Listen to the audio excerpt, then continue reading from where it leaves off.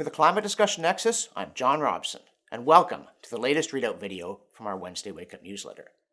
And obviously, this week our top story is the storm.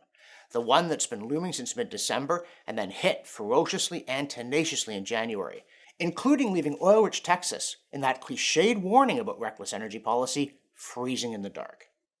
But not just Texas. Sweden, Germany, India, Japan. There's been cold weather throughout the Northern Hemisphere. That's half of our supposedly warming globe, including record cold in Canada. And yes, we told you so. We told you cold kills more people than heat. We told you it's crucial to have reliable energy sources and that wind and solar were not reliable.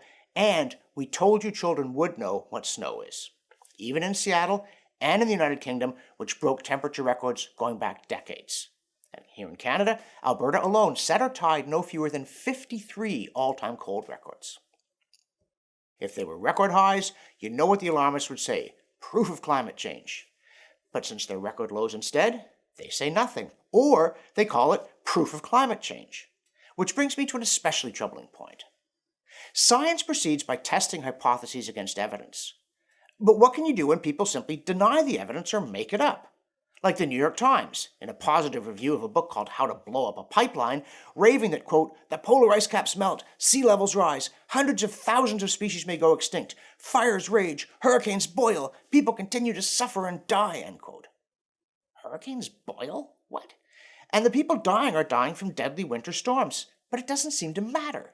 Journalists prayed of, quote, the accelerating climate change crisis, end quote, that's, quote, getting really dire, end quote. The UN howls about, quote, the devastating consequences of climate change. Rising temperatures are fueling environmental degradation, natural disasters, weather extremes, food and water insecurity, economic disruption, conflict, and terrorism. Sea levels are rising, the Arctic is melting, coral reefs are dying, oceans are acidifying, and forests are burning. As the infinite cost of climate change reaches irreversible highs, now is the time for bold collective action, end quote.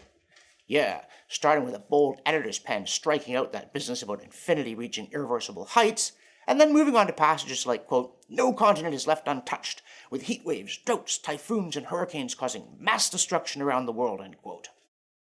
Then there's this story in The Atlantic shrieking that, quote, up to half of the tropical coral reefs on Earth have died, 10 trillion tons of ice have melted, the ocean has grown 30% more acidic, and global temperatures have spiked, end quote.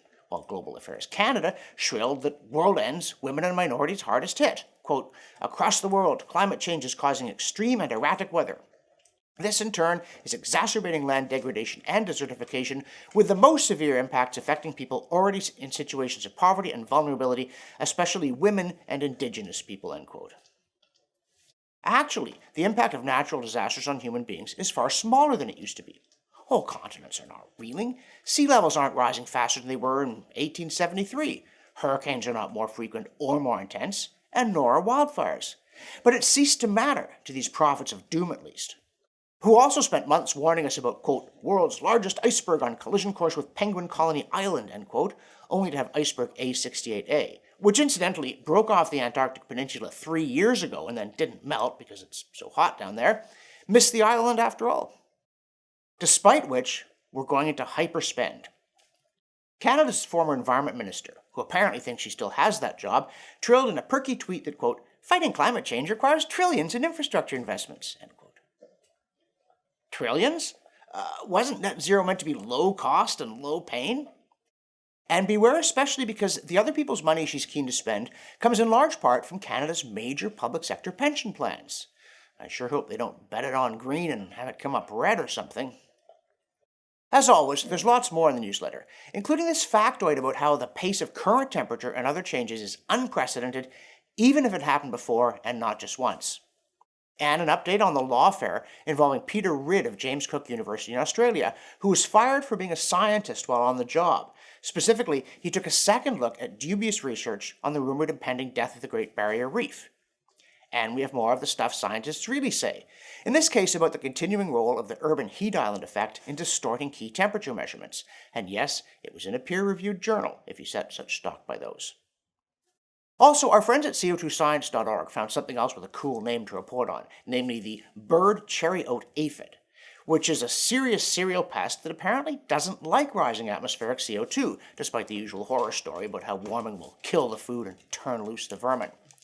and something with an almost unpronounceable name, Symbiochlorium hainanensis, which turns out to be an alga associated with coral reefs in the South China Sea that doesn't die in the presence of acidification or warmth.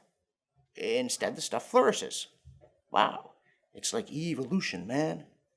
So, if you know what snow is, please forward this newsletter to friends and colleagues and encourage them to subscribe.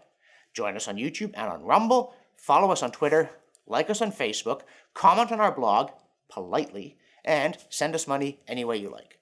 For the Climate Discussion Nexus, I'm John Robson.